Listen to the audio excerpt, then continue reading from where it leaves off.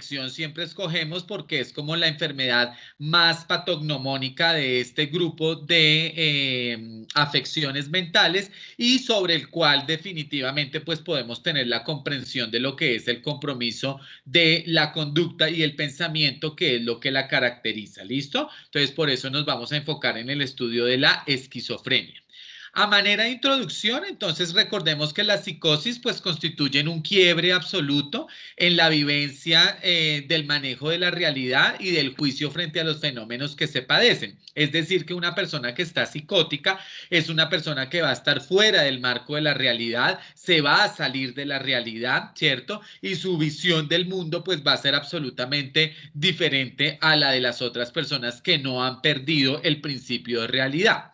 Esto hace entonces que la psicosis se caracterice porque hay una alteración del pensamiento y una alteración del comportamiento o de la conducta. Y básicamente esa alteración tanto del pensamiento como del comportamiento o la conducta la vamos nosotros a ver representada en que hay una desorganización del pensamiento y una desorganización de la conducta. A nivel popular, pues la esquizofrenia ha servido para identificar, entre comillas, lo que la gente llama la locura, porque digamos que es la enfermedad mental donde más se van a ver floridas esas alteraciones del comportamiento humano, de la psiquis de los individuos, de la mente, etcétera, porque vamos a encontrar personas desorganizadas, descuidadas en su presentación personal, hablando incoherencias, con conductas un poco inadecuadas, con fenómenos sensoperceptivos que pues ya son indicadores realmente de que hay un compromiso de la esfera mental de manera significativa y es lo que popularmente pues la gente en el común identifica como lo que es el padecimiento mental que pues han llamado locura. ¿Listo?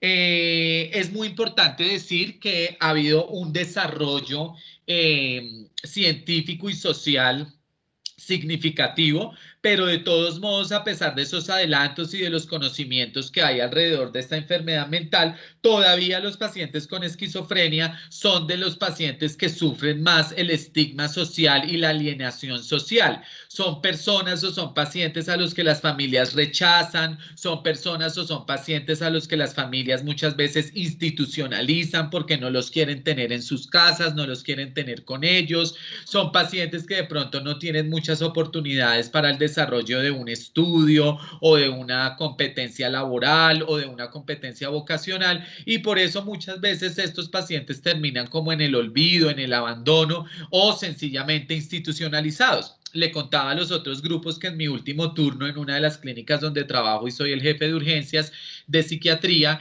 llegó simplemente la mamá con el paciente y básicamente el motivo de consulta era vengo a entregarlo y a dejarlo aquí porque yo ya no quiero y ya no puedo cuidarlo más. Entonces, imagínense pues el impacto emocional que eso tiene para el paciente, para la familia y para uno como equipo de salud. Y desafortunadamente, pues todavía por los mismos signos y síntomas y por la misma expresión de la clínica, pues la gente tiene miedo a socializar con un paciente esquizofrénico o a emplearlo o a tenerlo, digamos, cerca, pues porque les da miedo que de pronto se descompense y actúe de una forma inadecuada. Entonces nuestros pacientes sufren un poco todo ese tema del estigma de la enfermedad mental y pues son víctimas un poco del rechazo social. Importante también decir que la esquizofrenia tiene una expresión concomitante de un amplio rango de síntomas y signos, lo que indica alteraciones en diferentes procesos mentales, en diferentes procesos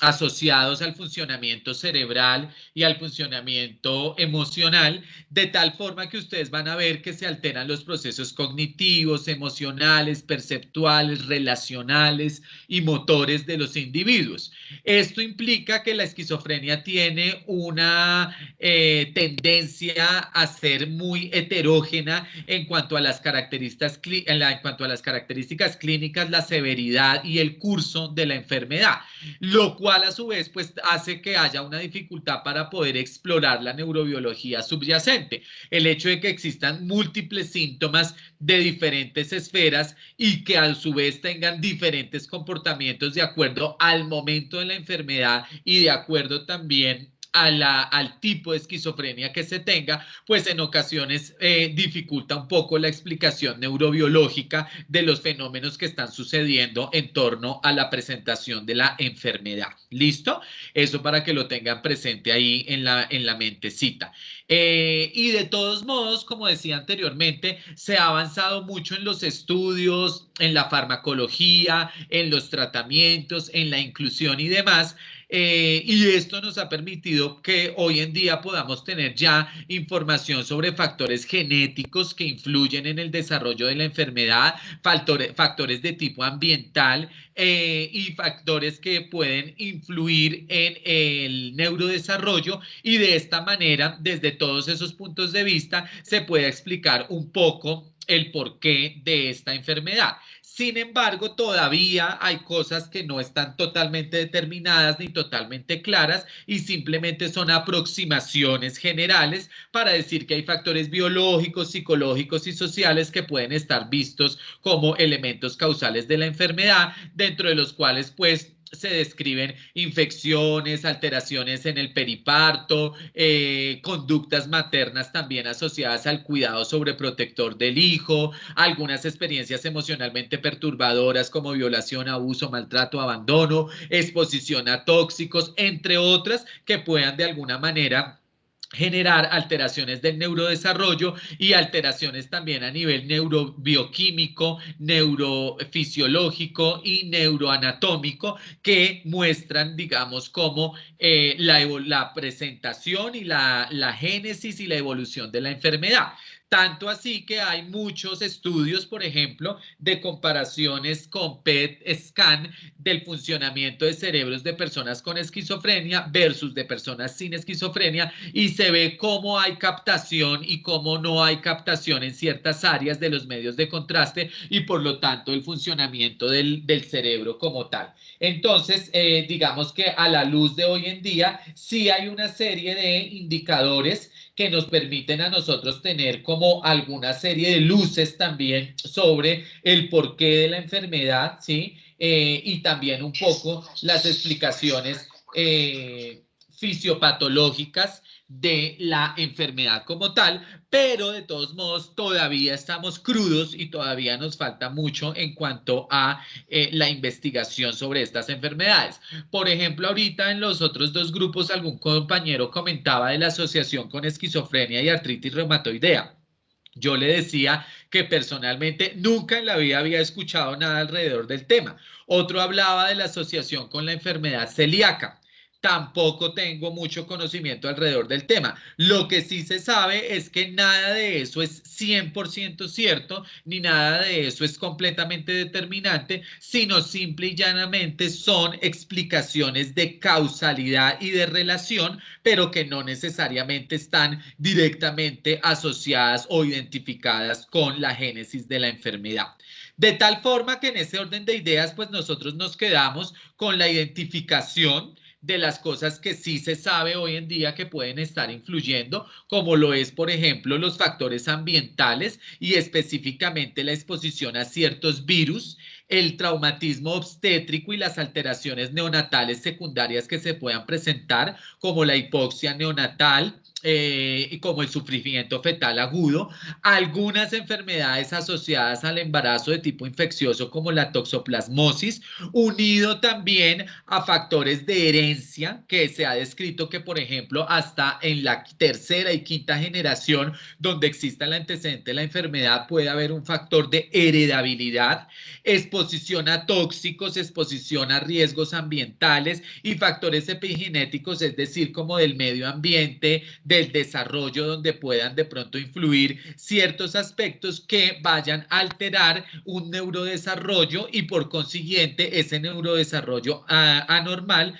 va a manifestarse con la clínica de la esquizofrenia. Pero como se dan cuenta, es un cúmulo de aspectos tanto biológicos como psicológicos como sociales, que pueden de alguna forma, pues en conjunto, llegar a dar una explicación sobre la génesis, la presentación, las manifestaciones y el curso de la enfermedad como tal. ¿Listo?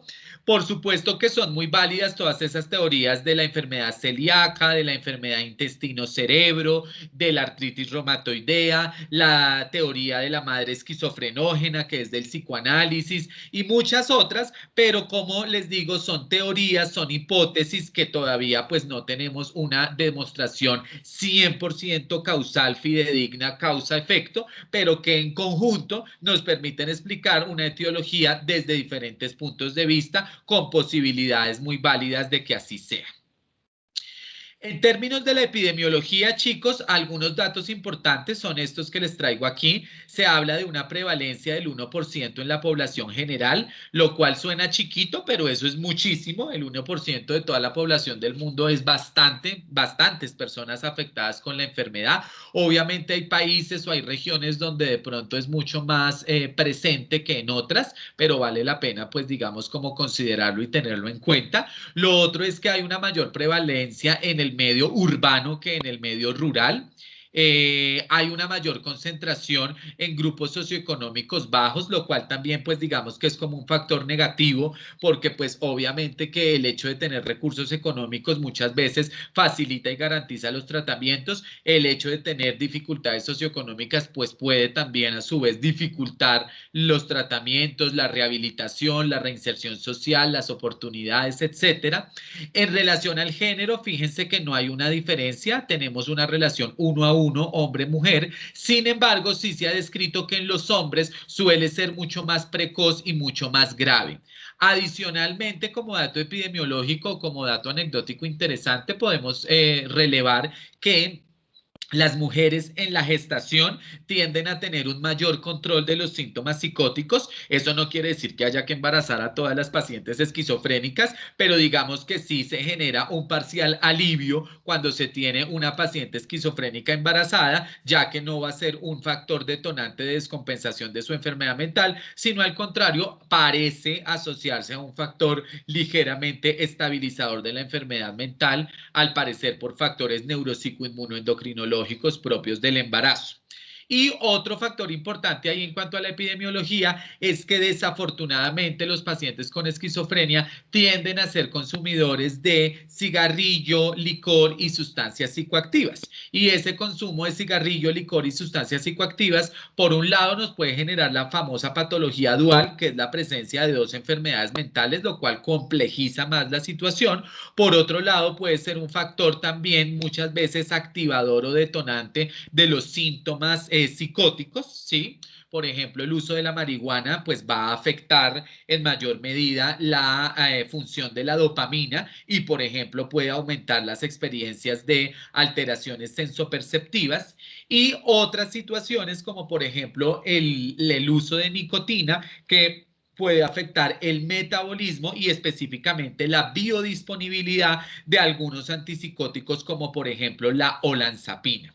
Entonces, fíjense que hay algunos datos de prevalencia, algunos datos de género, algunos datos de severidad, algunos datos de la parte socioeconómica también y algunos datos de condiciones asociadas que pueden afectarnos también la epidemiología de los pacientes o las personas que tienen esta enfermedad que es la esquizofrenia, que como vamos a ver más adelante, ataca principalmente a personas entre los 15 y los 35 años, lo cual es muy grave porque ese es un grupo poblacional muy importante en términos de la edad productiva y reproductiva, como la gran mayoría de las enfermedades mentales que en general se tienden a ver en esa etapa de la vida, lo cual pues digamos tiene un impacto importante en términos de salud pública, ¿sí?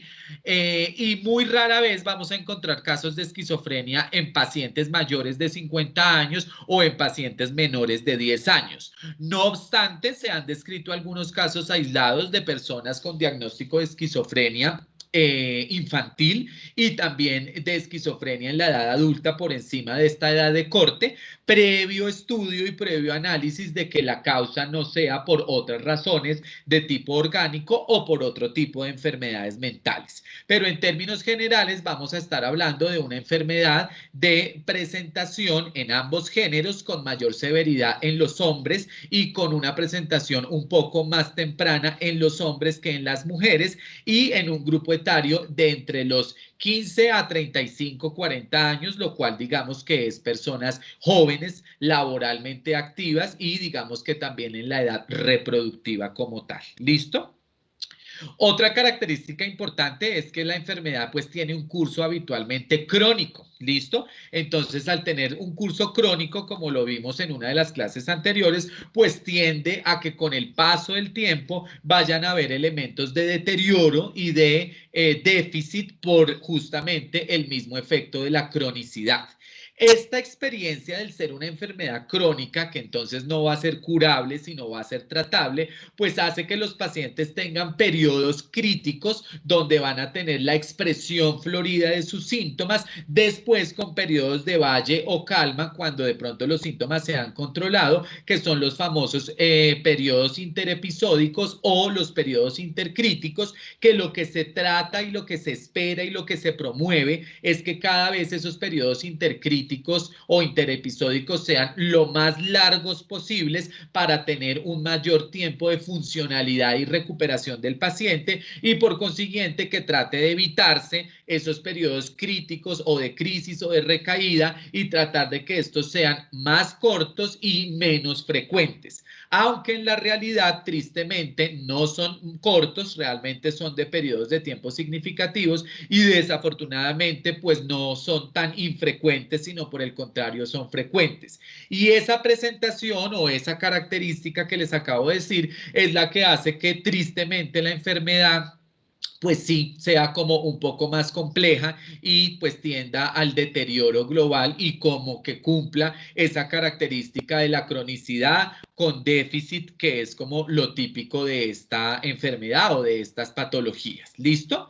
Es importante decir que en esos periodos interepisódicos muchas veces los pacientes no van a presentar síntomas, es decir, es un tiempo muy bueno para los pacientes en términos de la presentación clínica y por supuesto también al estar sin síntomas podrían tener una cantidad de oportunidades en cuanto a productividad, pero de todos modos por el impacto de la enfermedad, por las características de la enfermedad, por la personalidad premórbida que tienen los pacientes y por el influjo y el impacto psicosocial de la misma, pues claramente, de todos modos, aun cuando no hayan síntomas productivos o síntomas activos, sí van a haber algunas dificultades de tipo relacional, de tipo psicológico, de tipo ejecutivo, de tipo productivo, que hacen que de todos modos el funcionamiento y el desempeño de nuestros pacientes esquizofrénicos, a pesar de estar en un periodo de estabilidad, pues no sea 100% efectivo, sino siempre va a haber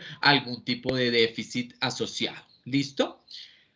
Algo muy importante, chicos, es que quien sufre un episodio psicótico o un brote psicótico, independientemente de la causa y mucho más si la causa está orientada a que responda a una enfermedad mental como la esquizofrenia, bien sea en sus inicios o en su progresión o en su estabilización o en sus etapas ya finales, siempre, digamos que la presencia de ese episodio psicótico, de ese brote psicótico, de alguna manera le va a cambiar la vida a la persona. ¿Sí? Le va a cambiar ya su forma de ver el mundo, su forma de explicar el mundo y por consiguiente también va a cambiar la forma como las otras personas lo vean o lo entiendan. De ahí a que de pronto de manera inadecuada los otros puedan catalogarlo o caracterizarlo como la persona con enfermedad mental o como la persona diferente o la persona pues rara, etcétera. Y básicamente eso responde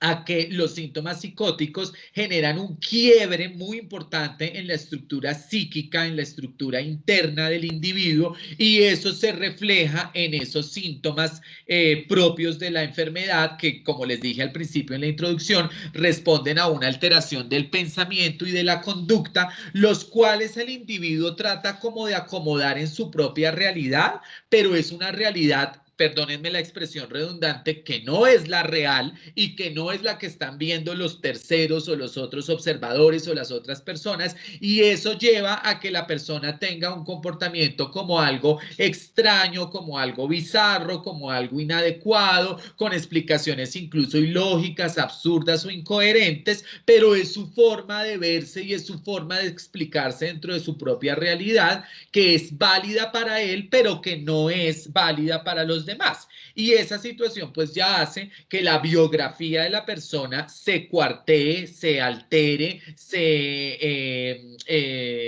rompa un poco en su estructura dinámica, y también la forma como los demás lo van a ver, pues esté también como orientada a esa diferenciación también. Entonces, el que sufre esto realmente va a tener unas manifestaciones importantes que hacen que su propia vivencia y la forma como los demás lo vean, pues ya esté dentro de un marco de lo patológico, y por eso muchas veces se le otorga como el término de que es alguien bizarro o extraño o extravagante o raro, ¿sí? En razón de eso que le ha ocurrido. De ahí la importancia, chicos, de evitar al máximo que este tipo de situaciones se den. Y de ahí la importancia de poder controlar precozmente un brote de estos, porque pues obviamente el impacto va a ser muy importante para la persona, para la familia y para la sociedad en general. ¿Listo? Entonces, eso como para que lo tengamos ahí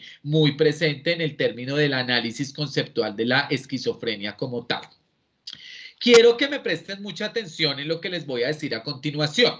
La presentación de la esquizofrenia, entonces vamos a verla como en un marco conceptual de un paso a paso o de unas etapas o de un hilo conductor que nos lleva desde la personalidad premórbida, que serían las características típicas de la personalidad del individuo, que serían sugestivas de un comportamiento esquizoide o del rango psicótico o del rango esquizofreniforme o del rango del compromiso del pensamiento y la conducta, pero inicialmente solamente se van a quedar en el marco del comportamiento, en el marco de la personalidad, sin estructurar enfermedad como tal. ¿Listo?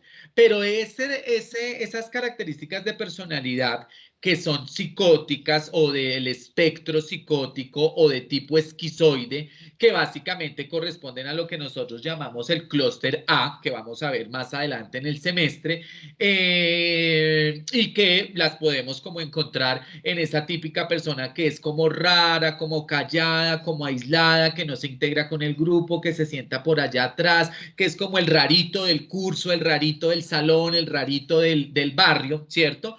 Puede llegar a tener en algún momento una mayor expresión, puede llegar en algún momento a tener un disconfort y que se una a una serie de síntomas mixtos importantes y constituya, digamos, como lo que nosotros llamaríamos un inicio prodrómico del cuadro, o también llamado la trema, que es un poco más insidiosa y con sintomatología mixta, donde puede haber depresión, ansiedad, perplejidad, vivencias de extrañeza, sensación también de transposición. A veces esta trema empieza a ser mucho más sintomática y más incomprensible y empieza a generar ya periodos de angustia, de estrés, alteraciones del ánimo, ya se empieza a configurar un poco más el elemento paranoide, el aislamiento, lo retraído, etcétera, hasta que finalmente ya eso que se está ahí como calentando, como cocinando, como que está ahí produciendo algo, tiene un impacto mayor e integra síntomas mayores, básicamente dados por el componente psicótico propiamente dicho, donde ya va a haber ideas delirantes, fenómenos sensoperceptivos y alteraciones somáticas y conductuales como la catatonía y algunos otros síntomas mayores como una agresividad, una agitación, una manía, una alteración, una disrupción comportamental que constituyen el brote psicótico como tal, que sería como la tercera etapa propiamente dicha, que sería el brote psicótico o también llamado primer episodio psicótico agudo, el cual debe ser debidamente estudiado desde el punto de vista orgánico, BUN, creatinina, TSH, cuadro hemático, glicemia, BDRL, electrolitos, VIH, función hepática, una neuroimagen, etcétera, tóxicos, muy importante también, para descartar que ese primer episodio psicótico no tenga una causa orgánica. Y descartado esto, entonces tenemos una ventana de tiempo entre un día y 30 días, es decir, una evolución de un mes, donde el cuadro se puede resolver, bien sea porque hay una causa orgánica o bien sea porque la magnitud de la enfermedad no llevó a que se configurara una enfermedad mental mayor y la respuesta al tratamiento fue adecuada y se cierra el episodio psicótico agudo, que puede ser todo o nada. Todo porque puede ser una enfermedad física o una enfermedad mental o nada porque simplemente se resolvió y ya. La mayoría de los casos nos va a dar negativo los estudios, o sea, no va a ser una enfermedad física y no se va a resolver, o sea que la mayoría de casos va a trascender a ese todo, pero desde la enfermedad mental propiamente dicha. Y se abre el siguiente capítulo, que es el trastorno esquizofreniforme, que es la presencia de esos síntomas psicóticos de los que veníamos hablando, antecedidos del episodio psicótico agudo estudiado, antecedido de la trema o el periodo prodrómico y antecedido de una personalidad premórbida, los cuales pueden perdurar en el tiempo hasta por un periodo de 6 meses.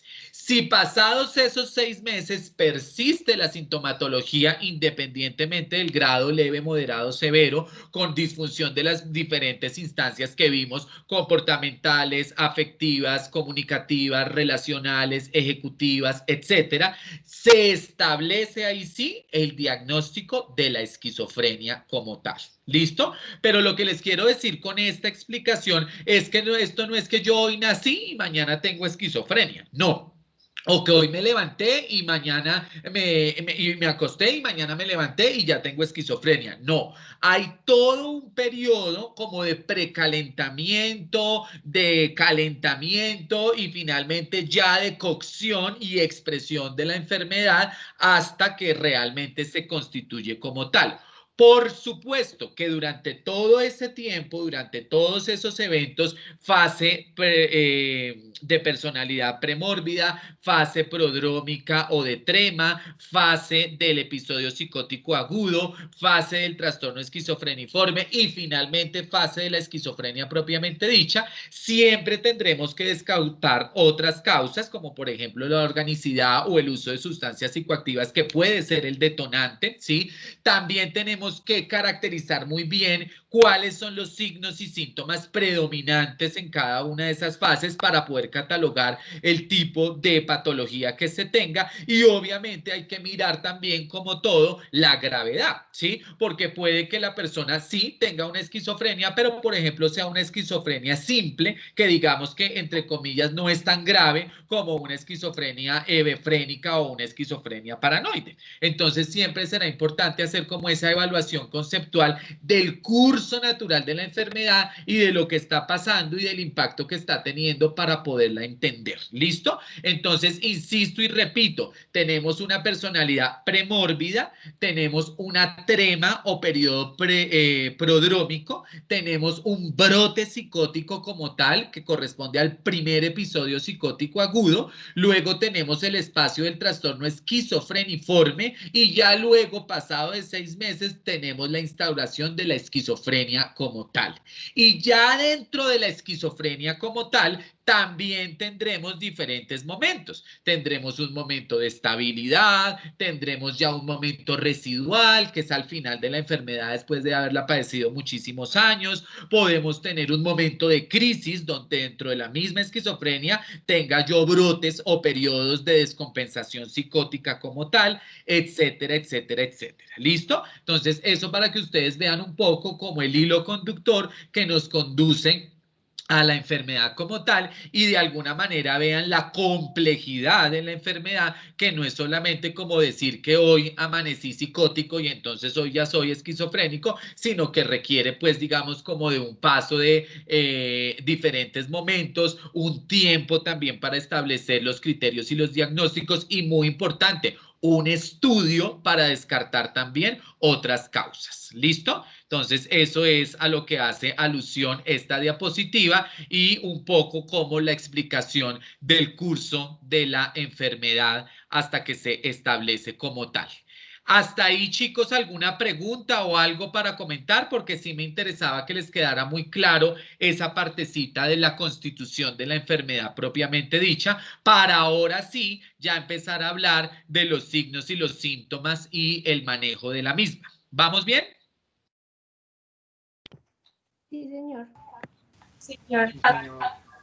Ok. Perfecto, listo. Entonces, teniendo en cuenta todo lo que hemos dicho y esas claridades, entonces ahora sí vamos a entrar a hablar de la enfermedad propiamente desde el punto de vista de cómo se ha caracterizado a lo largo de la historia. Entonces aparece este señor del cual ya habíamos hablado en una clase anterior, que es el doctor Kraepelin, listo. Recuerden que Kraepelin es el padre de la psiquiatría moderna y el doctor Kraepelin lo que hizo fue empezar a caracterizar una enfermedad que inicialmente él llamó la demencia precoz y que básicamente estableció que tenía una gran variabilidad de los síntomas, que había un debilitamiento de la voluntad, lo que hoy en día nosotros llamamos del juicio, que alteraba la actividad mental y el impulso de trabajo, que tiene que ver como con todo esto que les digo yo del compromiso cognitivo y ejecutivo, y que había una pérdida de la unidad interna de las actividades del intelecto y de las emociones y de la voluntad del individuo,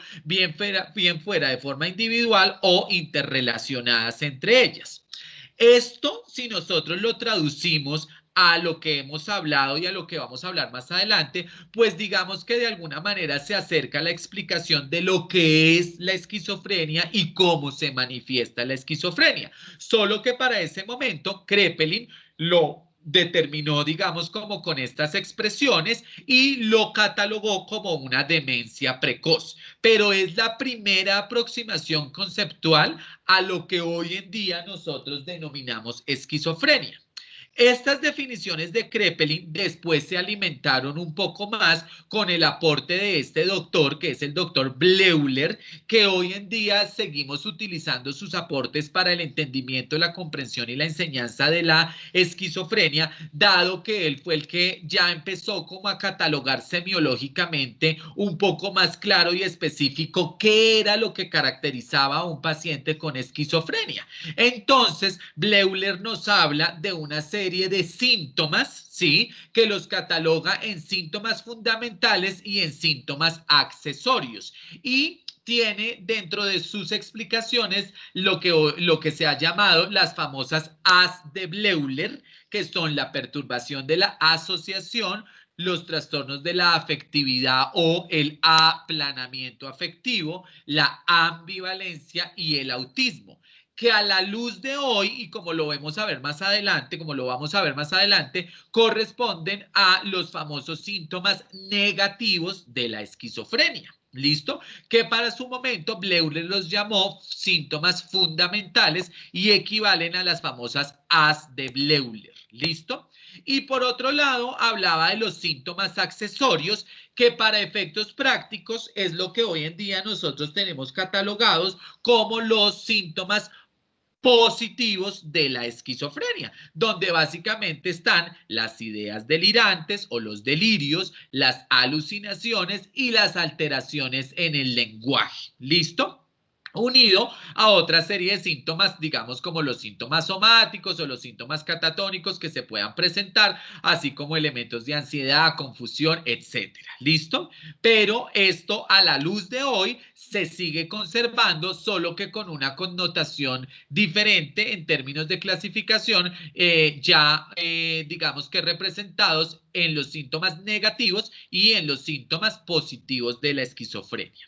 Si avanzamos un poquito más en la historia, entonces aparecen los síntomas de primer orden que describió Schneider, ¿listo? Y estos síntomas de primer orden que escribió Schneider, lo que hacen es como describir un poquito más prosódicamente lo que experimenta o lo que siente el paciente, que también a la luz de nuestra semiología actual, pues ya nosotros lo podemos traducir en los elementos semiológicos que utilizamos para decir cuáles son los signos y síntomas que tiene un paciente esquizofrénico.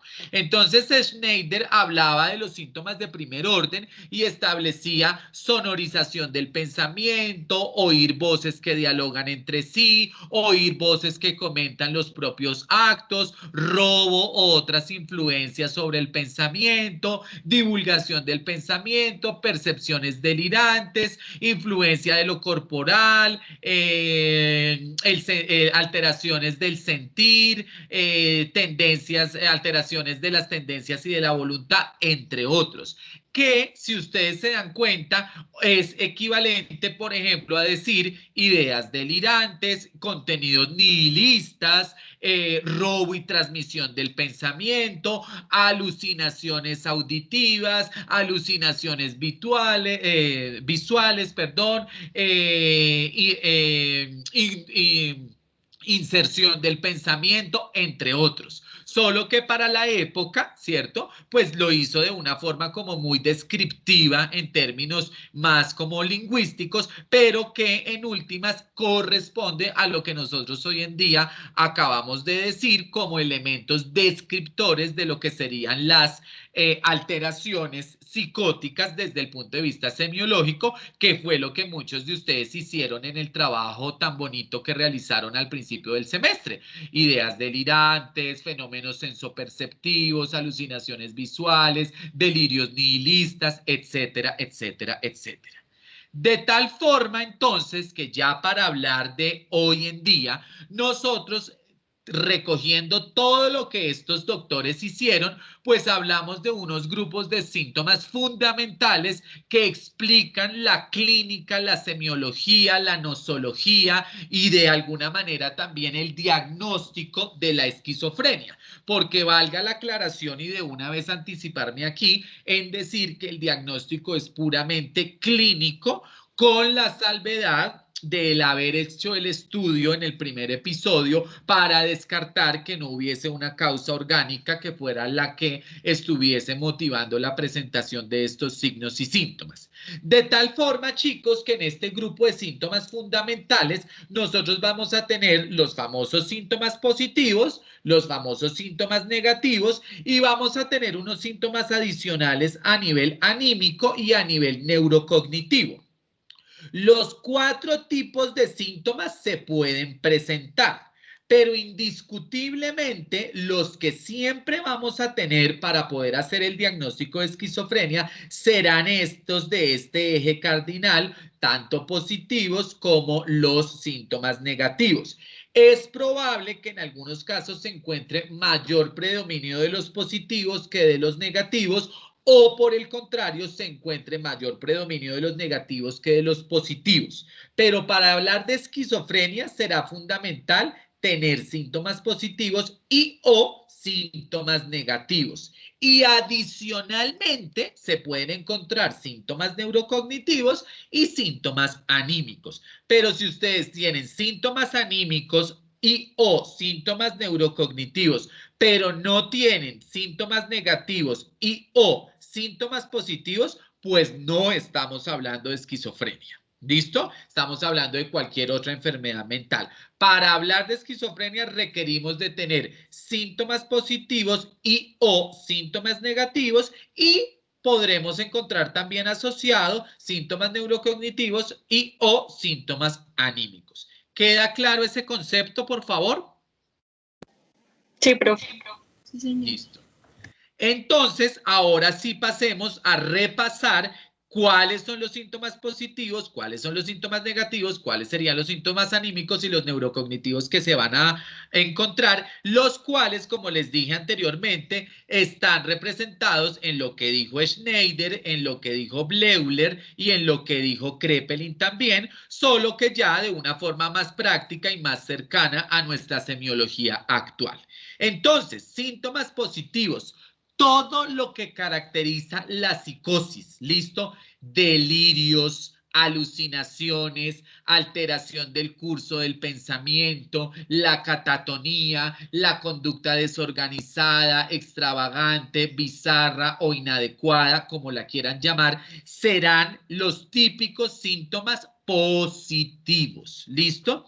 Los delirios ya tendrán su caracterización dependiendo del contenido. Pueden ser delirios paranoides, pueden ser delirios persecutorios, pueden ser delirios místicos, mágicos, religiosos, delirios asociados a al cuerpo, delirios de tipo somático, etcétera, etcétera. Ya la especificidad la dará, pues digamos, como el toque puntual que tenga la enfermedad de cada persona o la expresión de cada persona. De otro lado, los síntomas negativos, fíjense que todos empiezan por A, o sea que todos corresponden a lo que nos había aportado Bleuler, ¿listo?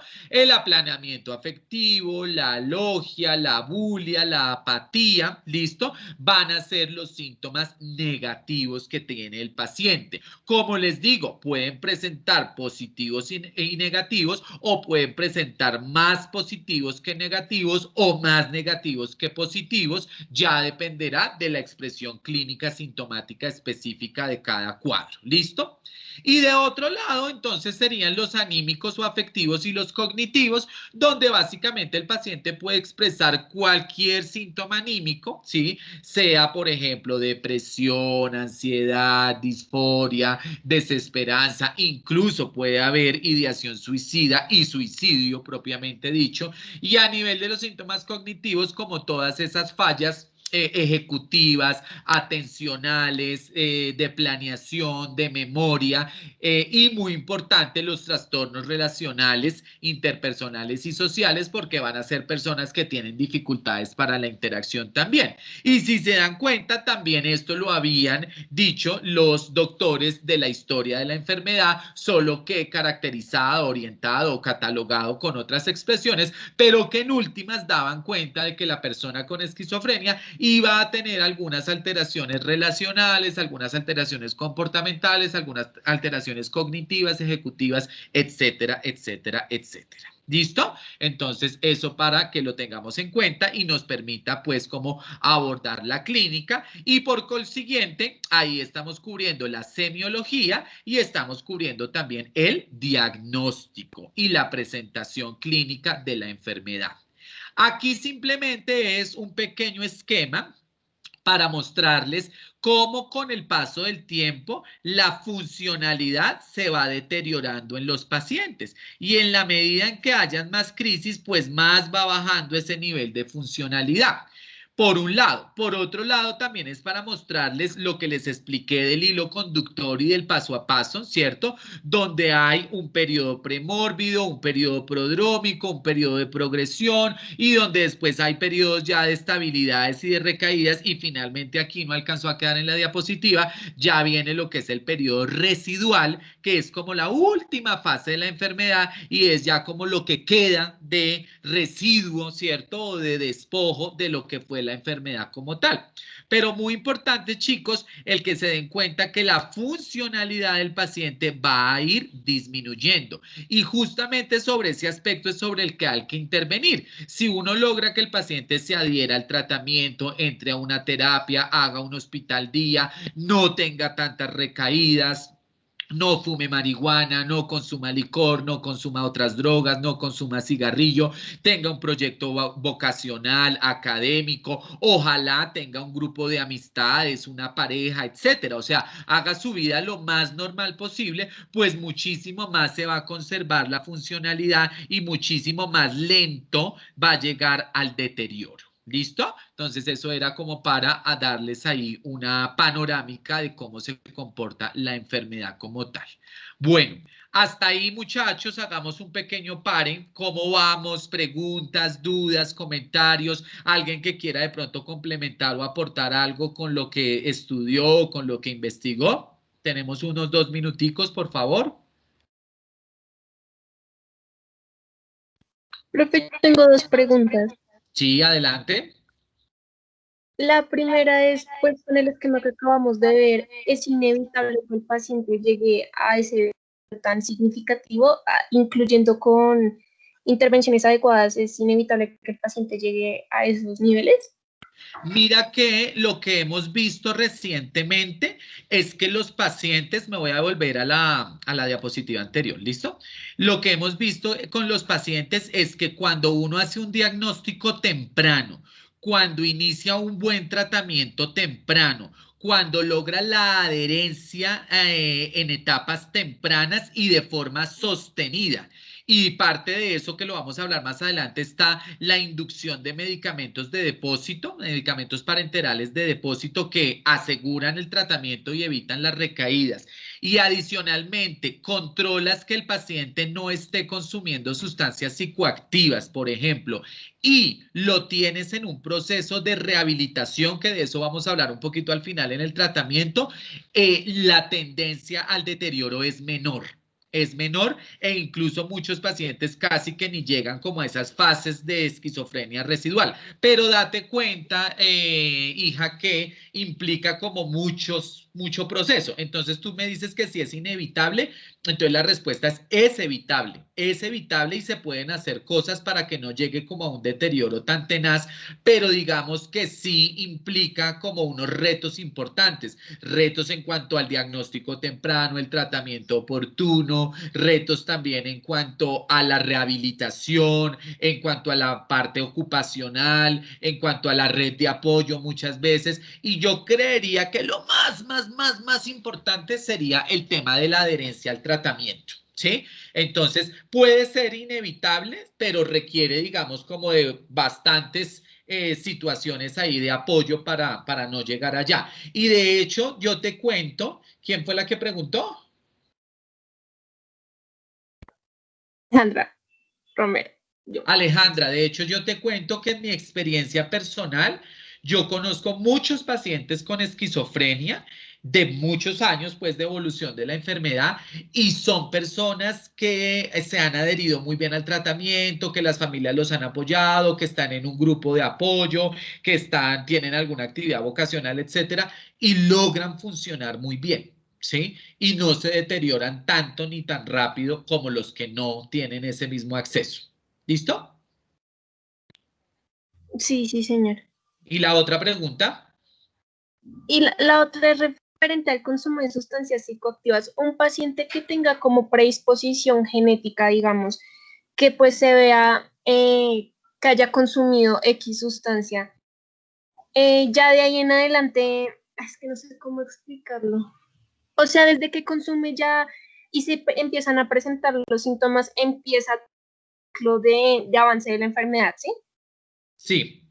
De hecho, mira que los estudios recientes con el uso de sustancias psicoactivas, y eso se los va a aclarar la doctora Ana María en la próxima clase, que es la invitada que vamos a traer para hablar de adicciones, se ha visto que desde cuando más temprano empieza el consumo de sustancias psicoactivas, mayor riesgo de deterioro neurofisiológico hay. Y si a eso le sumas la enfermedad mental, el no estudio, el no trabajo, la no estimulación, pues se van aumentando todos los riesgos para que el deterioro sea mayor. Pero en efecto, sí se sabe ya, y por ejemplo, yo por eso soy tan regañón con los jóvenes y les digo que no metan marihuana y que no consuman marihuana y que no se dejen creer de todos los cuentos tontos que hay de la marihuana medicinal y todas esas cosas, que sí existe, pero no es la que le venden a uno en la esquina, sino es una especializada y con unas indicaciones especiales y específicas.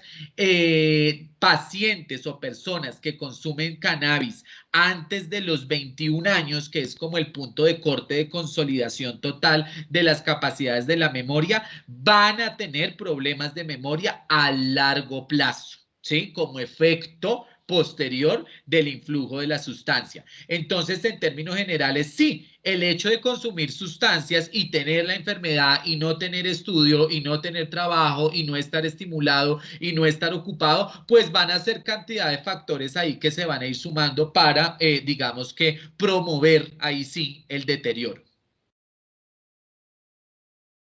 Listo, profe, muchas gracias. Vale, gracias a ti por la pregunta, muy buena. ¿Alguien más aparte de Alejandra? Esas dos preguntas estuvieron excelentes.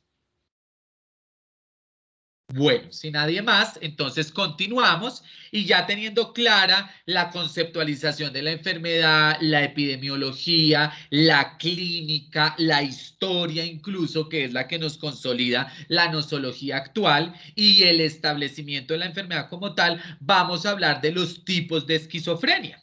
Entonces, básicamente, chicos, existen 6 tipos de esquizofrenia y va a ser muy fácil estudiar los tipos de esquizofrenia porque el mismo nombre nos va a decir qué es lo que la caracteriza.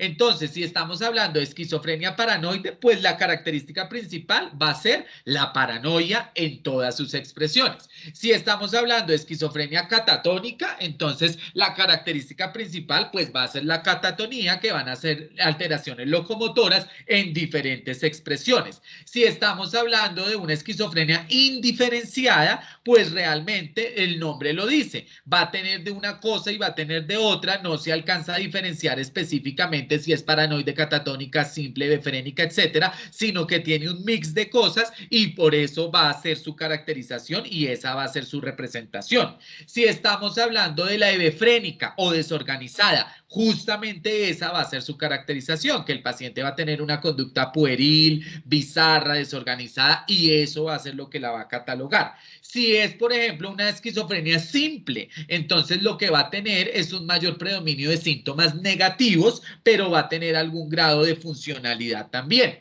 Si es la esquizofrenia residual, el mismo nombre ya lo dice, el residuo, lo que queda, el déficit, ¿listo? Donde no va a tener tanta expresión de síntomas positivos, sino va a tener más bien síntomas negativos, pero con el antecedente de haber vivido ya varios años de enfermedad como tal, que llevan a ese último momento, que ya son las fases evolutivas finales de la enfermedad.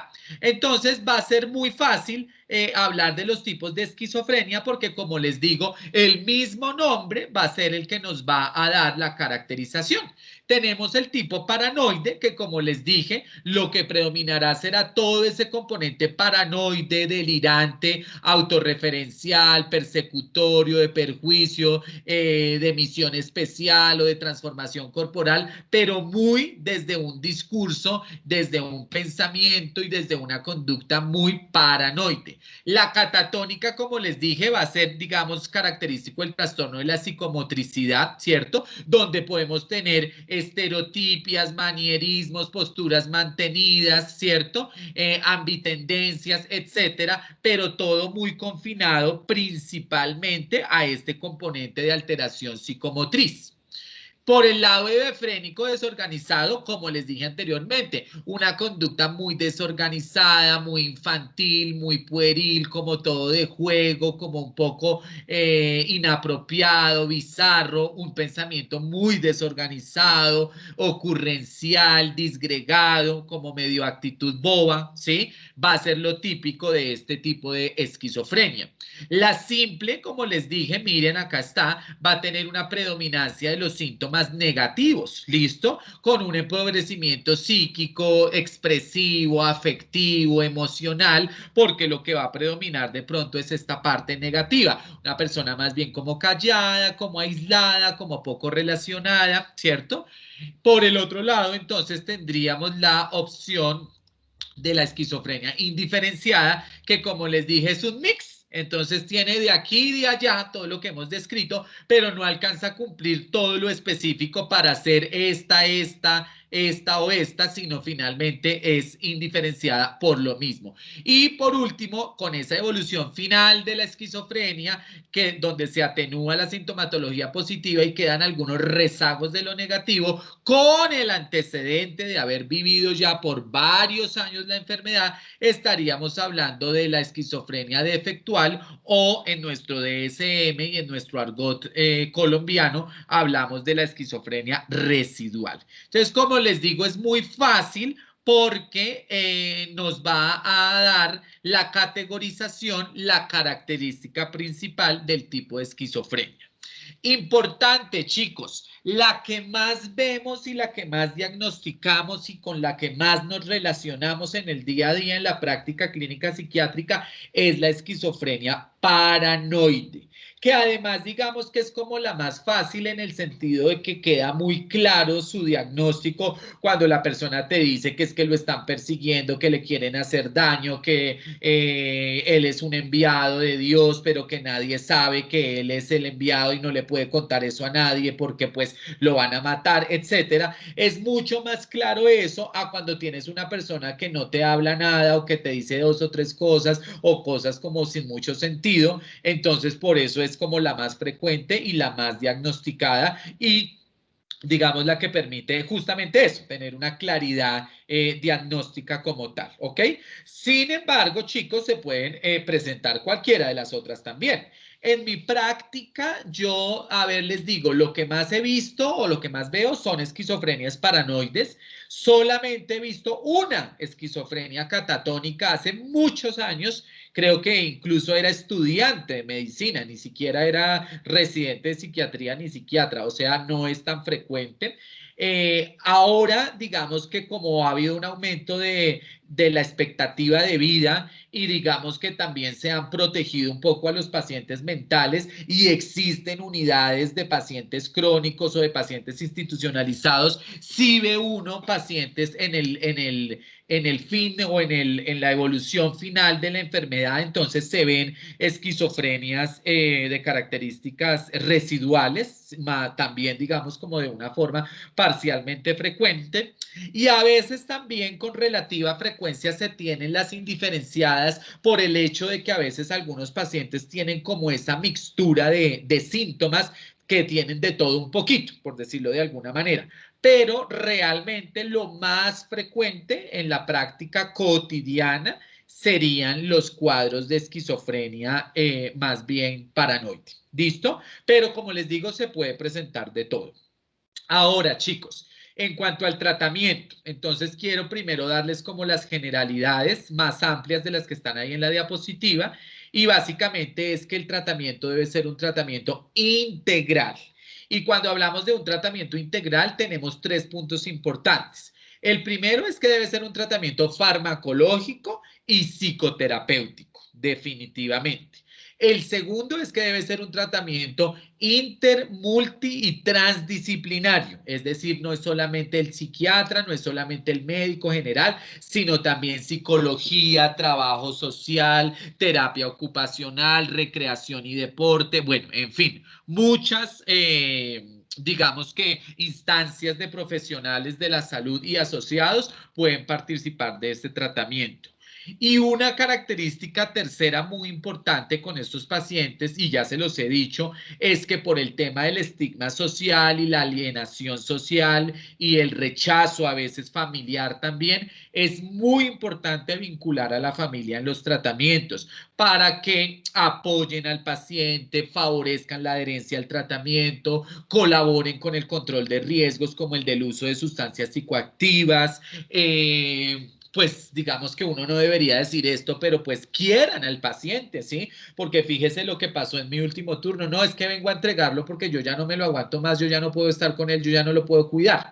Y realmente sí, el paciente estaba sintomático y todo, pero pues uno dice hasta qué punto llegar uno a entregar a un hijo o a un hermano o a un familiar porque pues ya no puede más con él.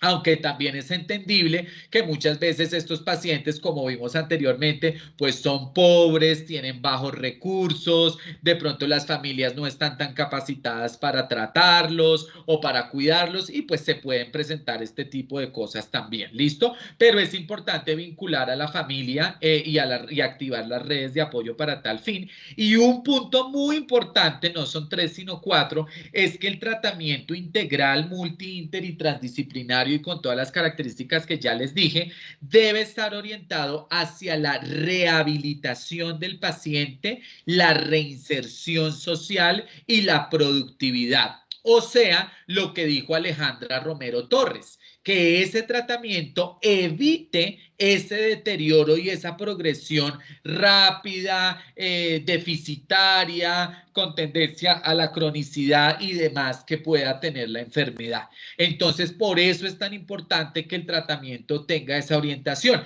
y no escoger y sentar al paciente a hacer bolitas y palitos, sino realmente que haya una terapia ocupacional, que haya una actividad artística, que haya unas manualidades, digamos, bien hechas, que haya, por ejemplo, un proyecto productivo, ¿sí? Panadería, música, bueno, en fin, otras cosas.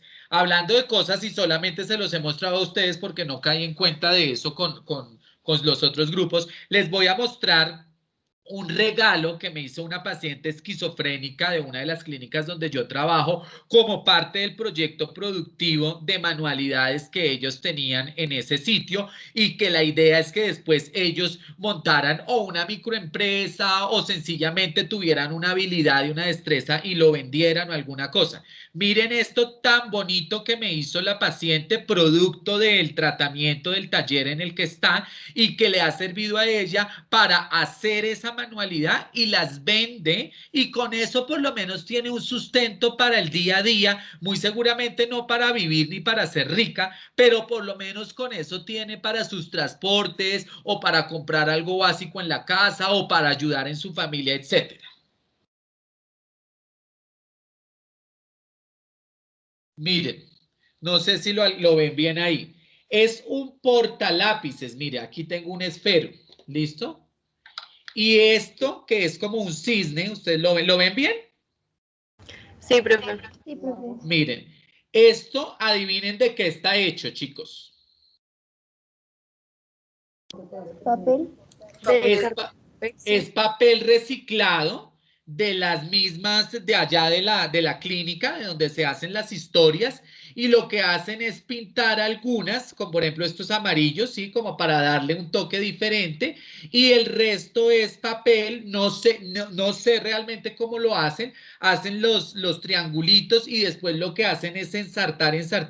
Yo no sé a ustedes, pero a mí me parece muy bonito, ¿sí? No sé ustedes qué opinen. Sí, profe, está muy bonito. Y me parece muy útil. Y aquí yo, mire, yo lo tengo aquí en mi estudio. Mire, aquí está el resaltador y el esfero y yo lo tengo aquí y lo estoy utilizando. Claro está, por supuesto, en otros colores y otras cosas, pues también puede quedar muy bien y puede ser muy útil. Pero en lo que voy es a que los pacientes no es hacer bolitas y palitos, sino realmente algo que sirva y que sirva para algo. Y ellas, este es un cisne, pero tienen otras figuras y es algo muy bonito y hace parte de ese tratamiento del que les estoy hablando, ¿listo? Entonces, hacia eso es que van orientados los principios del tratamiento con estos pacientes y ahorita que hablemos en la parte farmacológica, pues ya puntualizaremos, pero con un énfasis especial en el tema de la adherencia, que también se refuerza en ese enfoque no farmacológico, o sea, en el enfoque psicoterapéutico y psicoeducativo, porque como ya les he dicho 800 veces, el primer causante de que los pacientes se descompensen es la indisciplina con el tratamiento, que básicamente se traduce en la mala, nula o pobre adherencia al tratamiento farmacológico. De ahí, como les voy a decir ahorita, la insistencia que hay hoy en la actualidad de tener medicamentos modernos que puedan favorecer esa situación. ¿Listo? Además de esas premisas generales que les acabo de decir, pues claramente el tratamiento, chicos, puede ser, ¿se está viendo la diapositiva? Sí. Sí, profesor. El tratamiento puede ser hospitalizado, obviamente cuando hay gravedad, ¿cierto? Cuando los síntomas psicóticos están agudos, hay riesgo de auto o heteroagresión, los síntomas están pues en su pleno furor, es necesario de pronto estudiar al paciente o sencillamente está en una parte aguda de la enfermedad, pues nos toca hospitalizarlo. Pero también lo podemos tener semi-hospitalizado cuando no está tan mal, ¿cierto? Pero necesita algún grado de supervisión. Entonces ahí es donde están los famosos hospitales día, donde los pacientes van en la mañana, están todo el día, salen en la tarde, hacen actividades, hacen terapia, se les promueve todo el tema de autocuidado, de realización de este tipo de proyectos de vocacionales o ocupacionales y demás. O sencillamente el paciente que requiere un tratamiento ambulatorio que simplemente es por consulta externa para el tema de la formulación. ¿Listo? Pero sí hay un espectro importante de posibilidades donde pues el menos afortunado sería el hospitalizado porque pues las implicaciones que esto tiene y obviamente aquí también está el institucionalizado que muchas veces es ese hospitalizado que finalmente se hospitaliza tanto o que la gente o los familiares lo dejan ahí y finalmente ya pasa a una condición de paciente crónico institucional. ¿Listo? Adicionalmente, entonces, hablemos rápidamente del tratamiento psicofarmacológico. El tratamiento psicofarmacológico, entonces, pues va a estar dado en primer lugar por los antipsicóticos, que serán el estándar principal de nuestro manejo. Ustedes saben que tenemos los antipsicóticos típicos y los atípicos. Dentro de los típicos tenemos el haloperidol, como el principal representante, que ustedes lo tienen ahí en su cuadrito de farmacología. Recordemos rápidamente, el haloperidol viene en tabletas de 5 y 10 miligramos, en gotas al 2% y en ampollas de 5 miligramos. ¿Listo?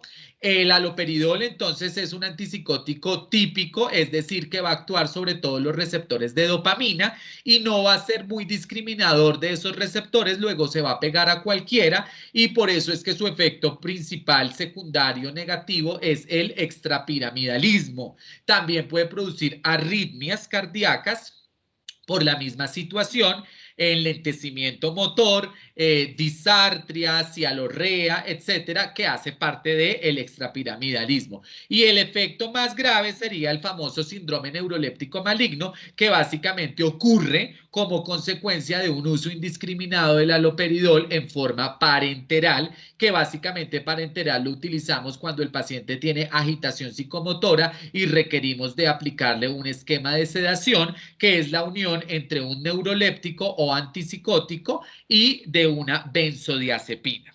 El haloperidol, chicos, requiere de exámenes de laboratorio, específicamente de electrocardiograma, en periodos por ahí de cada 6 meses para verificar que no se estén haciendo procesos arritmogénicos como consecuencia de su utilización, la cual vamos a emplear en cualquier caso de paciente con síntomas psicóticos, bien sea porque tenga un trastorno psicótico primario como lo es la esquizofrenia o porque tenga síntomas psicóticos dentro de otra enfermedad mental, como por ejemplo un paciente con depresión en un estadio grave con síntomas psicóticos, ahí lo podremos utilizar. ¿Listo?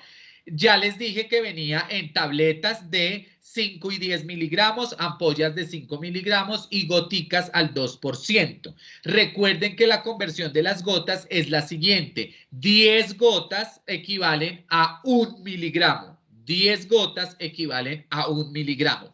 Por lo tanto, a pesar de la información que ustedes hayan encontrado, la administración en términos de dosis va desde 0.5 miligramos como dosis mínima, que equivaldría, por ejemplo, a 5 gotas, ¿cierto?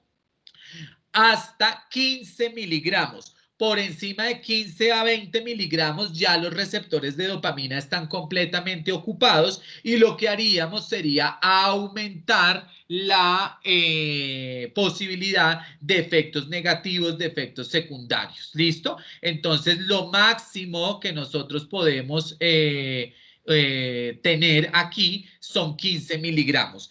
Idealmente, chicos, la dosis estándar, la dosis media, sería una dosis de alrededor de 5 a 10 miligramos. Sin embargo, depende de la patología, se pueden utilizar más o menos dosis. Por ejemplo, pacientes con demencia, pacientes con delirium, utilizamos dosis muy bajitas, incluso de menos de 3 miligramos. Pero pacientes ya con cuadros psicóticos propiamente dichos, pues utilizamos ya las dosis de 5 o 10 miligramos como tal. ¿Listo?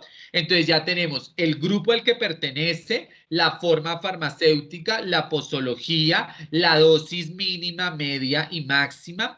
Tenemos también los efectos secundarios principales, todo lo extrapiramidal, las arritmias y el síndrome neuroléptico maligno. Claramente las contraindicaciones serían antecedentes síndrome neuroléptico maligno, que entre otras cosas es una urgencia que se puede convertir en urgencia dialítica. Hay que hidratar al paciente, hay que ponerle pues digamos como los antídotos para revertir todos esos efectos extrapiramidales, hay que ponerle bromocriptina, hay que proteger el riñón, etcétera, hay que tomar enzimas cardíacas, CPK, CPK-MB, etcétera. Entonces esa sería una contraindicación. Obviamente pacientes con patología coronaria severa también será una contraindicación y pacientes también que tengan algún tipo de enfermedad de Parkinson, temblor esencial, tremor distal, etcétera, estaría contraindicado. ¿Listo? Es un medicamento que está en el POS. Es un medicamento realmente seguro y efectivo. Ustedes lo pueden usar, lo pueden formular y en el caso de que se presenten efectos extrapiramidales no graves, pero que los quieran tratar o controlar, los podemos tratar con difenhidramina de 50 miligramos, una cápsula diaria o cada 12 horas, o también podemos utilizar el piperideno, el cual viene en tabletas de 2 miligramos y se puede dar una tableta al día, o digamos si es un caso de una impregnación, entonces podemos utilizarlo en ampolla que viene de 5 miligramos. ¿Listo? Entonces ahí está el ABC del haloperidol. Volviendo aquí a nuestra diapositiva del tratamiento psicofarmacológico y habiendo hablado de un antipsicótico típico como lo es el haloperidol. Por otro lado, tendríamos todos los atípicos y ahí sí ya hay muchísimas más opciones: olanzapina, quetiapina, risperidona, paliperidona, aripiprazole, entre muchos otros más, donde también vamos a encontrar algunas presentaciones que son las que están de moda, que son los de depósito, que se busca que sea una aplicación quincenal, mensual, trimestral o hasta semestral, lo cual genera una mayor adherencia y digamos en casos de pacientes con dificultades de adherencia, con patología asociada a consumo de sustancias psicoactivas y demás, pues es la mejor opción o la mejor posibilidad. ¿Listo? También podemos utilizar benzodiazepinas si el paciente lo requiere para dormir, para regular la ansiedad o cualquier otra situación. Y también hay opciones de utilizar otros medicamentos, pero como les digo, la base es el antipsicótico y lo demás es complementario si el paciente lo requiere. Por ejemplo, antidepresivos o estabilizadores del ánimo. ¿En qué caso antidepresivos? Por ejemplo, cuando hay mucho predominio de síntomas negativos, y estabilizadores del ánimo, por ejemplo, en pacientes que sean muy agresivos, muy reactivos, muy impulsivos, nos pueden ayudar. ¿Listo? Pero pues ya dependerá de la clínica específica de cada paciente de acuerdo a sus necesidades. Yo tengo pacientes que, por ejemplo, solamente están manejados con el antipsicótico y generalmente son antipsicóticos de depósito, se le pone su inyección mensual o quincenal o trimestral, depende del que se le esté aplicando, y si acaso se le complementa con algún medicamento suave para favorecer el patrón de sueño. De lo contrario, no necesariamente requiere de otros medicamentos. Sin embargo, algunos casos por la clínica ya específica y puntual que presenten puede requerir de otros medicamentos, pero la base del tratamiento serán los antipsicóticos. ¿Listo? Ya ahorita le voy a dar la palabra a alguno otro que por favor me ayude mientras yo descanso un poquito de mi voz para que nos presente el ABC de la olanzapina, que es el otro medicamento que teníamos ahí en el vademecum.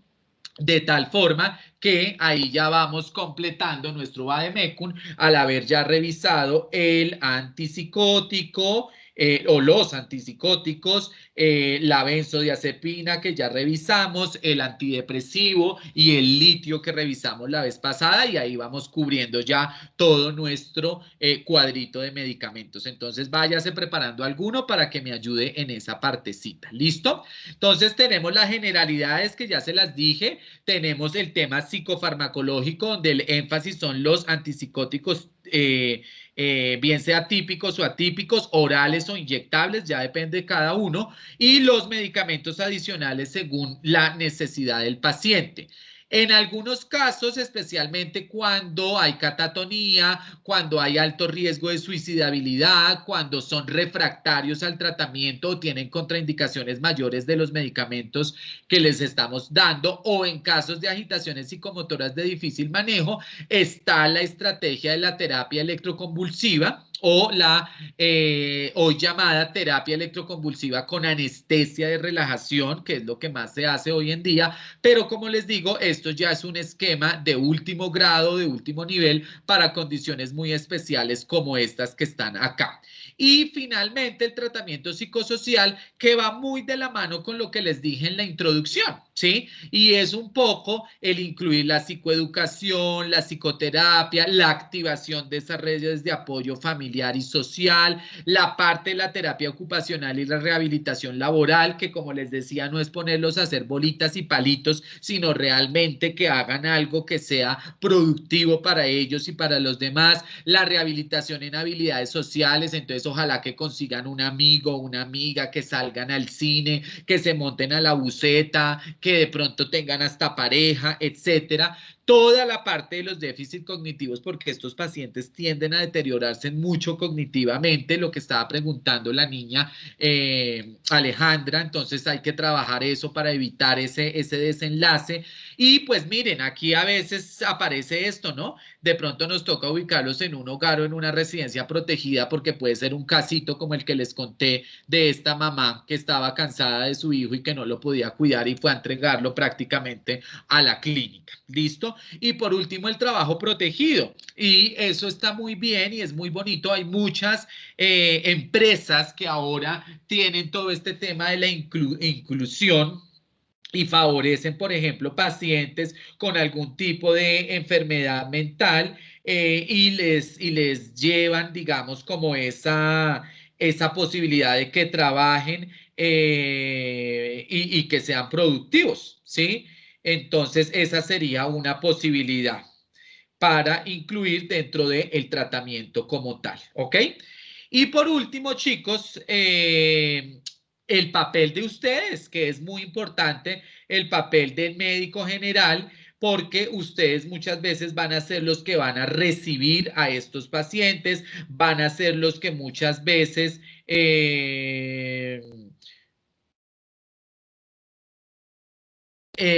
van a tener que diferir a los pacientes o los van a tener que también remitir, y básicamente el tema es que el papel del médico general está asociado a poder favorecer la detección y el tratamiento precoz de las personas con esquizofrenia. También tienen que trabajar toda la parte preventiva, que como lo vamos a ver dentro de 8 días, es muy importante toda la prevención del consumo de drogas y sustancias psicoactivas, porque pueden ser factores de empeoramiento o factores detonantes de la enfermedad. Muchas veces las personas tienen el chip, pero no se les ha aprendido, y solamente vale con que les pongan, por ejemplo, a consumir marihuana y ¡tin! De una se destapa la enfermedad. Entonces hay que trabajar sobre prevención, sobre ese tipo de cosas. Obviamente todo lo que tiene que ver con el tratamiento oportuno, continuo, eficiente, el instruir a los pacientes sobre la necesidad de la adherencia, el cumplimiento del tratamiento,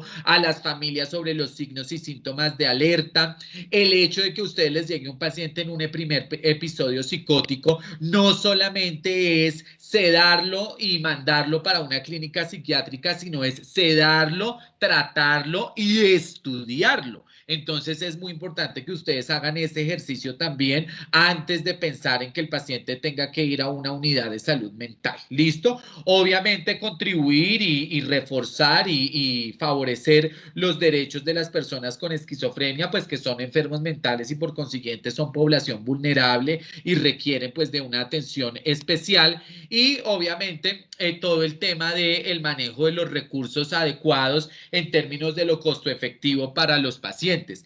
Tal vez una de las discusiones que hay hoy en día es en cuanto al manejo de esos recursos, porque, por ejemplo, desde el punto de vista costo efectivo, lo más costo efectivo es propender por estas medicaciones que sean de depósito, pero pues ya claramente ustedes se imaginarán que son más costosas que una medicación oral. Pero digamos que muchas veces en los pacientes que tienen la indicación de usar este tipo de medicamentos es la mejor opción para favorecer la adherencia, y es preferible un medicamento más costoso a tener que estar con el paciente hospitalizado cada mes o cada X cantidad de tiempo. También es más favorable tener opciones, por ejemplo, de ocupaciones para los pacientes, ya que es preferible tenerlos ocupados, así eso implique un costo adicional, a tener un paciente de estos en la calle sin hacer nada, o consumiendo drogas, o vagabundeando, o caminando por ahí, o buscándose que en algún momento se le active una crisis psicótica donde incluso pueda lastimarse a él o lastimar a otras personas. En el grupo anterior alguien decía que en general estos pacientes son muy tranquilos, y yo le decía que son muy tranquilos cuando están controlados, pero cuando están descontrolados, en una crisis psicótica una persona puede hacer lo que quiera. En un turno hace poco también llegó un paciente en un brote psicótico en el marco de una esquizofrenia, y el señor no se le dio por más sino por coger y empezar a echarle machete a todo lo que se le pasara por delante. Por supuesto, esto era en un pueblo, en la zona rural, era el paciente con enfermedad mental conocida del pueblo, tuvieron que llegar la policía, la defensa civil, a acecharlo, a reducirlo, inmovilizarlo, sedarlo y todo lo demás, pero pues, y trasladarlo porque estaba haciendo ochas y panochas en el marco de una crisis psicótica como tal. ¿Listo? Entonces, chicos, esto era lo que quería decirles sobre esquizofrenia. Me parece que la charla era muy práctica y muy dirigida a ustedes para el conocimiento de la enfermedad. Por supuesto que hay muchos elementos teóricos, hay mucho tema sobre los neurotransmisores, sobre la dopamina, hay mucho tema también incluso sobre psicoanálisis que explica pues que hace interpretaciones del porqué de la psicosis y bueno, cantidad de cosas que son muy válidas, como les decía cuando estábamos hablando de las teorías, pero que en términos prácticos, pues a veces digamos que no necesariamente dan respuesta a lo que uno desde lo práctico tiene que saber y conocer con respecto a la enfermedad. ¿Listo? Entonces quisiera en estos últimos minutos saber si alguien tiene alguna pregunta, alguna duda, algo que quieran comentar, o de pronto de lo que ustedes investigaron quisieran complementar porque de pronto a mí se me olvidó o no lo dije o no lo sé y nos sirva para el aprendizaje de todos, y después darle la palabra a alguna o alguno que nos hable de la olanzapina, así en el ABCD de la olanzapina como lo hemos hecho con los otros medicamentos. Entonces, ¿quién quiere preguntar, aportar, complementar, etcétera?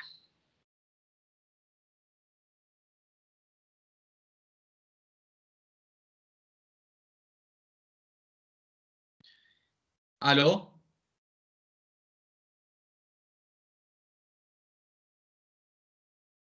¿Están ahí? Sí, señor. ¿Algo para aportar o preguntar o todo quedó perfectamente claro? ¿Sí? Profe, una pregunta. ¿El consumo de marihuana de madres que están como embarazadas y consumen marihuana puede aumenta mucho el riesgo de que el niño sufra esquizofrenia? Esa pregunta está buenísima, pero déjala, Michael, para dentro de 8 días que vamos a hablar con la experta en el tema. ¿Listo? pero digamos que sí, no solamente el riesgo de esquizofrenia para el niño, sino de muchas otras cosas. Tal vez de pronto a veces ahí lo menos es la enfermedad mental tipificada como esquizofrenia, sino cantidad de complicaciones del embarazo, retardo del crecimiento intrauterino, dificultad respiratoria, sufrimiento fetal agudo y muy probablemente más que esquizofrenia lo que se ha detectado es que son niños que pueden tener alteraciones en el neurodesarrollo, problemas de aprendizaje y este tipo de cosas, pero obviamente al tener problemas en el neurodesarrollo o un neurodesarrollo anormal, sí hay riesgo, por ejemplo, de que unido a los otros factores biopsicosociales termine también desarrollando una enfermedad de estas características. El consumo de sustancias psicoactivas en el embarazo tiene muchísimas consecuencias, tanto físicas como mentales, emocionales, comportamentales y demás, sobre el producto de la gestación. Dije que para dentro de 8 días, pero ya te lo contesté. Gracias, profe. Profe, una preguntita también. Un tipo que se llama esquizofrenia indiferenciada, ¿sí? Pero cuando estaba leyendo acerca de eso, no me quedó claro a qué, o sea, cómo se presenta ese tipo de esquizofrenia. Quien que haya puesto cuidado cuando yo la expliqué puede explicárselo a su compañera porque yo lo expliqué muy clarito. ¿Quién nos ayuda? A ver, alguien que le conteste a la compañera Ingrid sobre la indiferenciada. Pues la indiferencia cumple criterios o tiene características de los otros tipos, entonces pues puede tener un comportamiento paranoide, pero también mucha sintomatología negativa y también puede tener características catatónicas. Muy bien. O sea, tiene de todo un poquito. Es como un mix de todas, pero no alcanza a cumplir los criterios específicos para ser una de las otras, entonces por eso es indiferenciada. Muy bien, Alejandra. Gracias, compañera. Alejandra, anótate punto positivo ahí para cuando les pida los puntos porque hoy has tenido una excelente participación. ¿Alguien más quiere preguntar algo, comentar o apoyar algo adicional de pronto que yo no haya dicho y que hayan leído por ahí? Profe, yo no sé si lo mencionó, es que leí algo sobre los beneficios de los antipsicóticos atípicos sobre los típicos, sobre todo en el tratamiento, ya que leí que en los antipsicóticos típicos normalmente solo trataban los síntomas positivos de la esquizofrenia debido a su mecanismo de acción, pero en los atípicos ya se podría tratar ambos, tanto los positivos como los negativos. Muy bien. Además de que los antipsicóticos atípicos, pues digamos que tienen menos efectos secundarios tan molestos como los que tienen los típicos, especialmente el extrapiramidalismo. Sin embargo, además de esa ventaja que tú acabas de decir y además de la ventaja de que no producen tanto extrapiramidalismo, que es uno de los síntomas más molestos secundarios que pueden referir los pacientes e incluso por lo que muchas veces abandonan el tratamiento, tienen otra ventajita y es que, tienen también, bueno, tienen la ventajita de que los hay parenterales de depósito, que es como la gran ayuda. La otra ventajita es que tienen acción moduladora también, por eso incluso también se utilizan en el trastorno afectivo bipolar, pero no olvidemos que a pesar de esos beneficios también tienen efectos secundarios y son efectos secundarios muy importantes y básicamente principalmente son efectos secundarios de tipo metabólico, ¿listo? Aumento de peso, aumento de colesterol, de triglicéridos, de prolactina, etcétera, que también hay que tenerlos muy presentes en los pacientes. Pero muy bueno tu aporte, Sebastián, también. Punto positivo por ese aporte tan importante en la parte de tratamiento farmacológico. Muy bien. ¿Alguien más, chicos?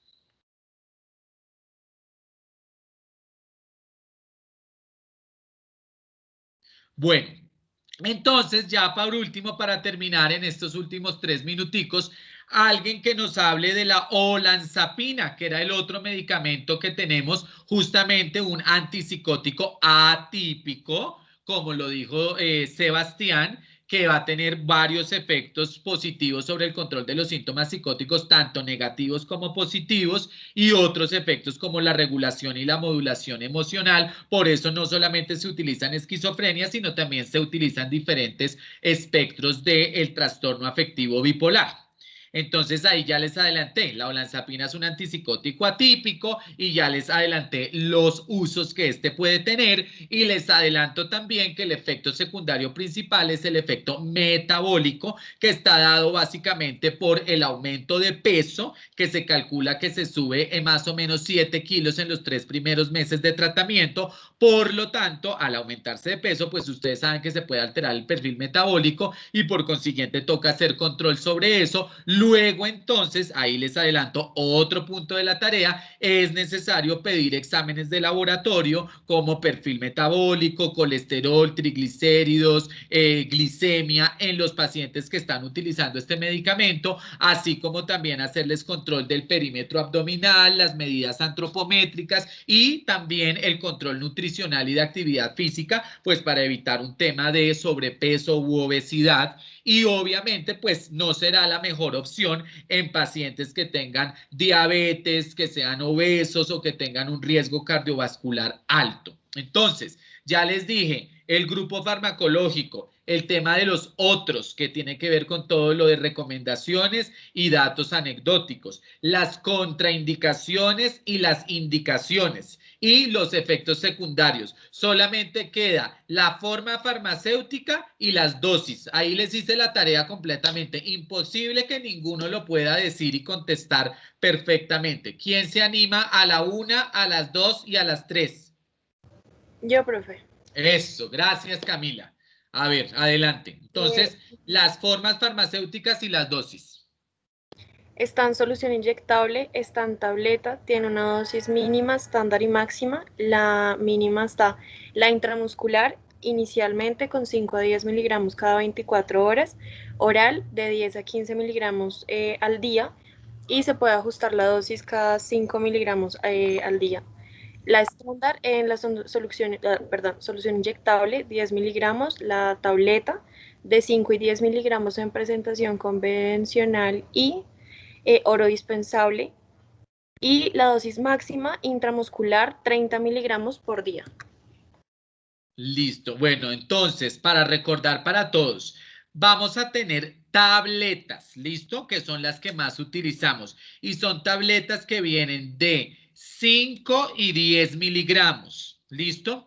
Hay unas tabletas que vienen de 7.5 miligramos que, como dijo la compañera, son orodispersables. Pero digamos que esas hay aquí en Colombia, pero comercialmente no es que se muevan mucho, pero sí existen, ¿listo?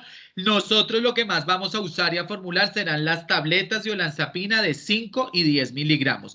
Y existe también la ampolla, que la ampolla la vamos a utilizar en la misma connotación que se utiliza la ampolla de haloperidol, que básicamente sería para la agitación psicomotora, ¿listo? Y la ampolla viene de 10 miligramos. En cuanto a la dosis, entonces, podemos tener dosis mínima de 2.5 miligramos, que no sirve para nada, pero digamos que desde ahí puede empezar a cargarse la dosis estándar que se vaya a dejar, hasta una dosis máxima de, estamos hablando de medicamentos orales para tratamiento oral, porque ya explicamos que el parenteral es solamente para el esquema de sedación, porque no es de depósito, sino simplemente es inyección de ataque en caso de agitación psicomotora. ¿Listo? Entonces, retomando, dosis oral de tratamiento empieza con 2.5 miligramos, que es como de carga realmente, y máximo hasta 30 miligramos. Más de 30 miligramos de olanzapina no sirve para nada, solamente para aumentar los efectos negativos. ¿Listo? Si el paciente no le responde con 30, cámbiele de tratamiento porque por ahí no va la cosa. ¿Listo?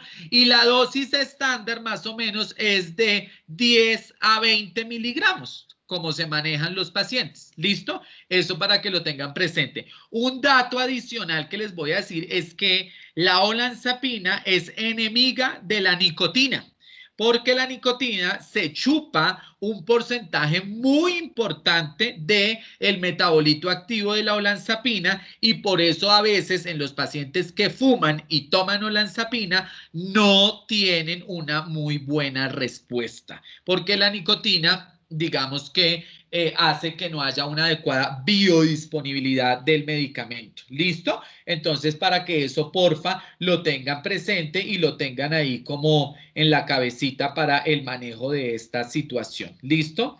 Ok, chicos, ¿algo más que quieran agregar sobre la olanzapina o alguna pregunta que tengan respecto a lo que averiguaron?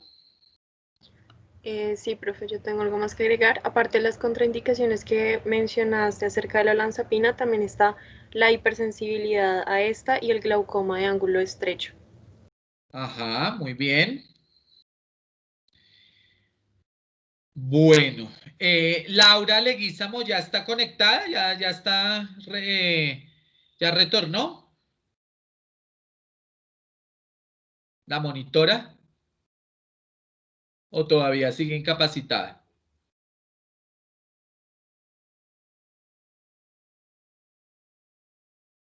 Hola, ¿alguien me puede Profe, contestar?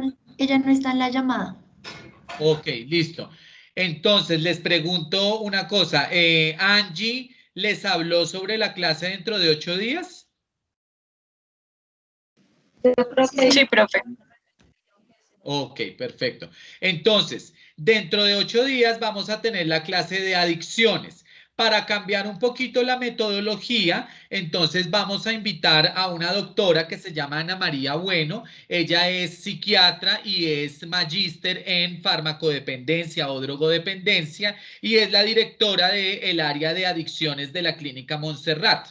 Y vamos a hacer una clase tipo entrevista con experto, pues para cambiar un poquito la dinámica y que no sea siempre la clase magistral aquí dada por mí, sino buscar otras alternativas. Y por eso la hemos invitado a ella y ella nos va a hablar en esa oportunidad sobre este tema de las adicciones. ¿Listo?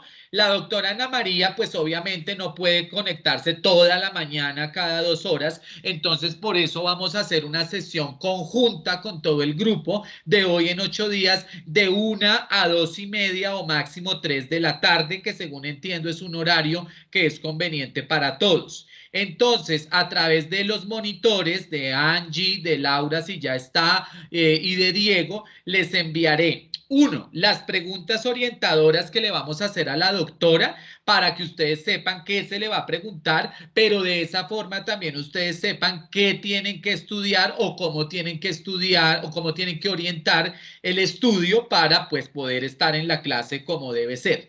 Y 2, vamos a enviarles también el link de conexión, porque como ella es una invitada externa, pues no puede entrar al Teams, sino nos toca es por el Google Meet, para que ese día la conexión sea por Meet. ¿Listo? Y básicamente lo que haremos, como les digo, es como una especie de entrevista a una persona experta en el tema para que les deje a ustedes como los tips claros del tema de lo de las adicciones. ¿Listo? Obviamente no podemos hablar de todas las sustancias psicoactivas, ni mucho menos, porque pues ahí nos daría lo que duró ella haciendo su maestría, o sea, 2 años, pero sí por lo menos la información grande, general, que ustedes como médicos generales tienen que tener alrededor de este tema de las adicciones. ¿Ok? Entonces, esa será la metodología para dentro de 8 días. ¿Eso qué quiere decir? Que de 11 a 1, que es nuestra clase, pues no nos vamos a conectar. Van a utilizar este tiempo para preparar el tema, para repasar, para leer, para descansar, para lo que quieran. Y a la 1 ya nos conectaremos todos como grupo de sexto semestre junto con la doctora y le haremos la entrevista, la cual pues será dirigida por mí, pero obviamente también ustedes podrán hacer las preguntas que consideren pertinentes de acuerdo al tema y a lo que se vaya desarrollando en esa sesión. Esa metodología la utilicé con los estudiantes de la Universidad del Bosque, donde también soy profesor, y fue muy chévere, fue muy interesante y fue muy productiva y fructífera, y además ayuda un poco también a tener un aire diferente en la clase. Entonces espero que ustedes lo aprovechen también, entre otras cosas porque también es un esfuerzo del profesor y del conferencista el hacer ese tipo de actividades, digamos, dentro del marco tradicional de la clase de psiquiatría. ¿Listo? ¿Quedamos claros? Sí, señor. Ok, perfecto. Entonces, si no hay preguntas y si todo está claro, entonces que tengan un resto de día muy bueno. Muchas gracias. A través de los monitores les enviaré las preguntas y el mismo jueves les envío el link para la clase y pues nos vemos dentro de 8 días. Y muchas gracias por la asistencia y la participación del día de hoy con nuestra clase de esquizofrenia, que espero que les haya gustado y que les haya quedado claro todo. Listo, profe, gracias. Gracias. Bueno, Gracias, profe. feliz Hasta luego. tarde y que estén muy bien.